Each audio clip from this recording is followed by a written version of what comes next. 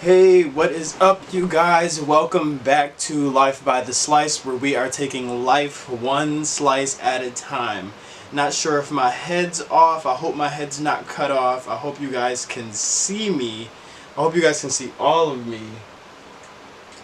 I'm not sure, so we just gonna wing this. Alrighty. Back to this is now part 3 of Ivan,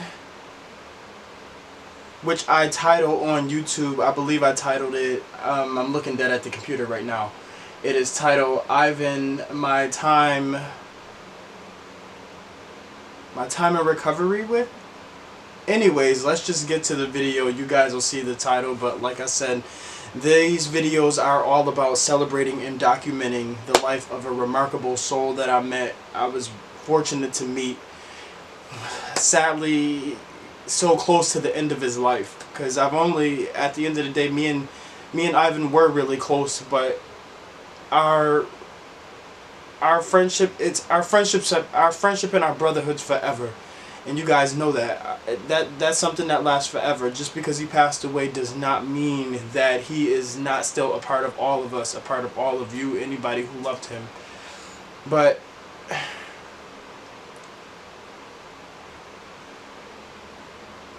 I'm really trying my best not to. I'm trying my best not to cry. I'm really trying my hardest to hold everything back, just so I'm not sounding crazy on here. Like, y'all know I'll cry if I have to, but if I can hold it back, I will. So yeah, let's just get back to some stories. Yes.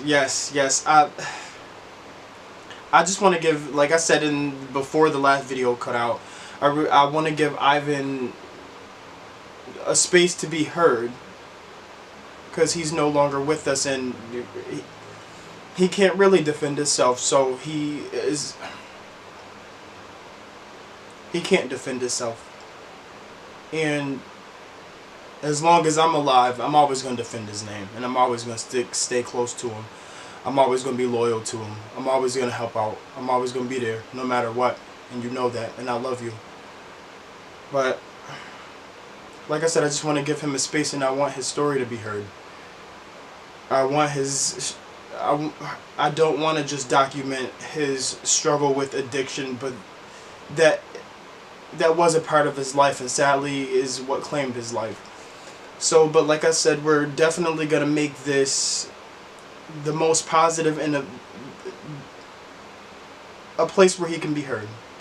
So yeah, getting back to my time with him. Wow.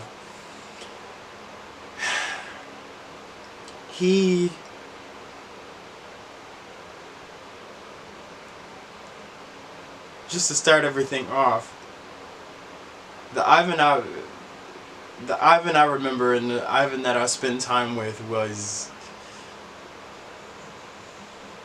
a goofball, up front, real. I still remember his longer hair. I still remember his bushy hair.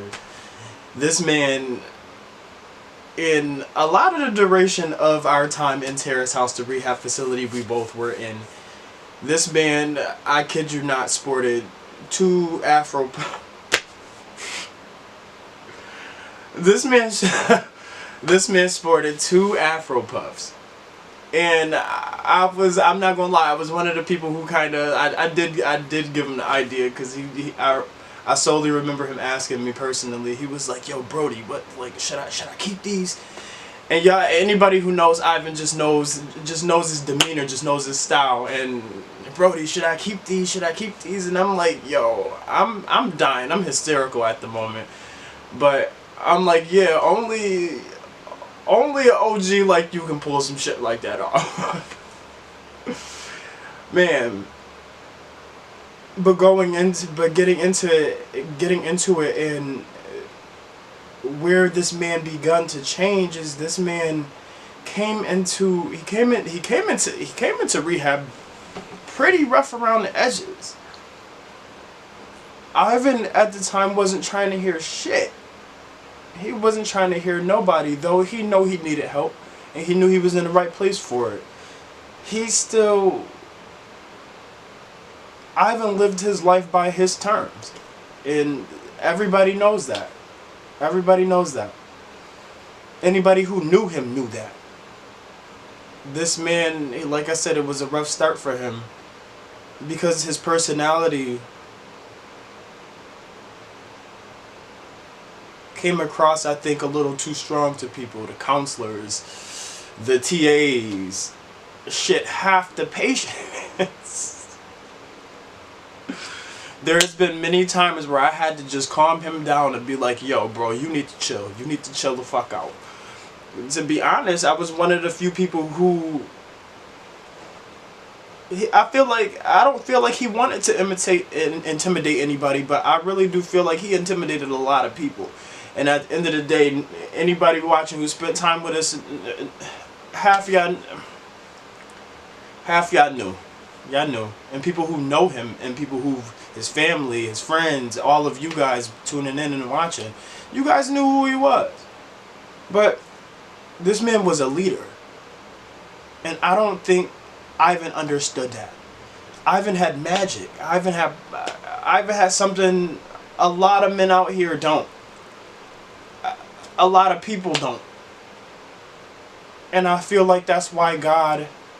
I don't want to get too religious or anything like that. I have strong faith. But I feel like that's why God needed him.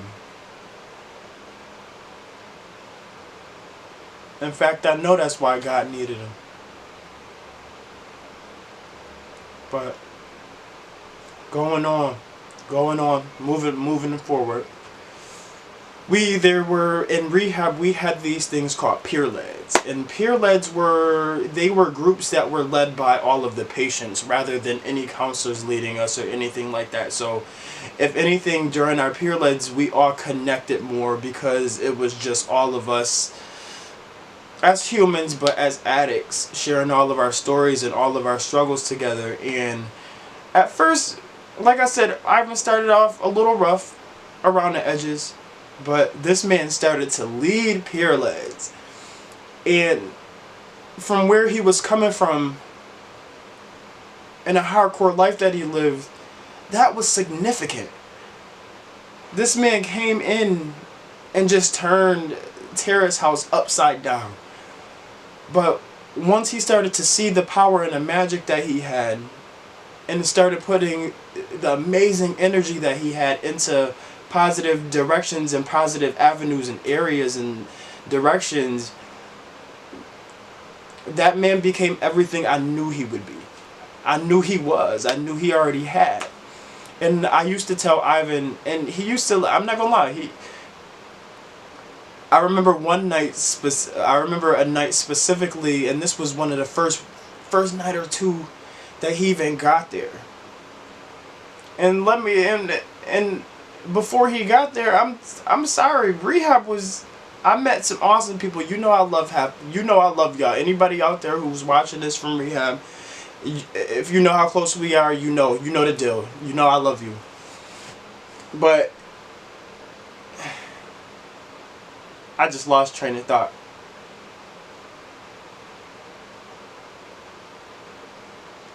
Like I said, everybody in rehab, you guys know I love y'all.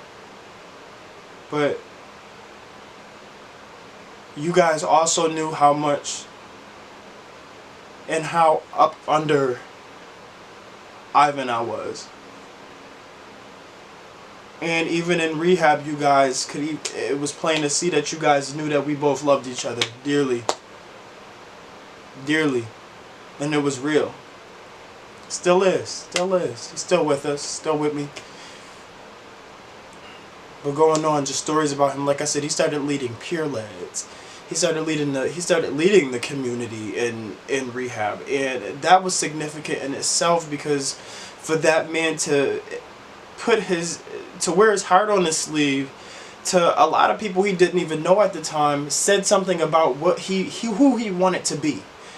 And that's huge. He could have easily sat in rehab and just said, fuck all of us. He could have left. We all could have left. But he could have left. But as tight as we got, we just always stuck it through. It was many times in rehab where both of us damn near had our bags packed, and we made it through together. We were always the ones to talk each other down from leaving, and we knew we didn't have anything out there in the streets. We knew we needed help. But moving on, I also remember a time. This one's actually funny as shit. So I'm definitely excited to tell you guys this story. All right, so probably a weekend. Me and Ivan, we were all at breakfast in Tara's house, and there was a situation that I had with another patient where we were cool, but he was a fucking tweak. He tweaked. He was a nutcase. I know I am too, but it's levels to this shit. But this man came up to me, and this necklace that I'm wearing right now, it's Tibetan prayer beads, but this is a gift to me from my husband. So with the fact that you guys don't see me wearing a wedding ring, this is my wedding ring. So I wore this all the time, and I've always gotten compliments on it. But the guy came up to me, and he was acting like he was gonna rip it off, which I knew he wasn't, but it pissed me off. And like I said, anybody who knows me knows how I go. But I looked at him and I told him, yo, you need to stop playing, because if you don't, at the end of the day, I'm going to beat the fuck out of you. And me and the guy exchanged words and things like that. And things eventually had sifted down and like cooled down. Like I said, he apologized to me, I apologized to him. And I pretty much let him know that this is something significant to me. So me popping off and me having to stand my ground came from the fact that I felt like he was crossing boundaries, which I don't let nobody do. I don't care who you are. But